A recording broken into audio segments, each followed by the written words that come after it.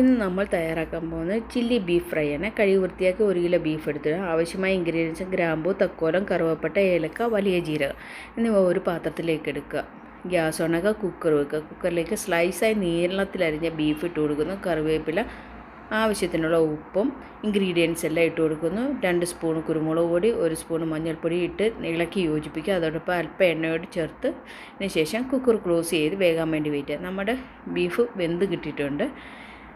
Pan വെക്കുക. പാനിലേക്ക് നമ്മൾ ഒരല്പം എണ്ണയാണ് ഒഴിച്ചു കൊടുക്കുന്നത്. നമ്മുടെ പാനിലേക്ക് ബീഫ് ഇട്ട് കൊടുക്കുന്നു. ബീഫിലുള്ള വെള്ളത്തിൽ ആ ചാറിൽ വേണം നമ്മുടെ ബീഫ് വെന്ത് കിട്ടാൻ. നമ്മൾ ബീഫ് വേവിക്കാൻ വെച്ചപ്പോൾ ഒരല്പം പോലും വെള്ളം ചേർക്കാതെ വെച്ചത്. ഇതിലേക്ക് ചില്ലി ഫ്ലേക്സ് ഇട്ട് കൊടുക്കുന്നു. കളറിന് വേണ്ടി മുളക് പൊടി ചേർത്ത് കൊടുക്കുന്നു. നന്നായി ഇളക്കി യോജിപ്പിക്കുക. അതിനുശേഷം ഇതിലേക്ക് നമ്മൾ അല്പം കറിവേപ്പിലയൂടെ ഇട്ട് കൊടുക്കുന്നുണ്ട്. ഒരു മുളക് മുറിച്ചിട്ട് കൊടുക്കുന്നുണ്ട്. ഒരു കളറിനും മണത്തിനും എരിവിനും വേണ്ടി.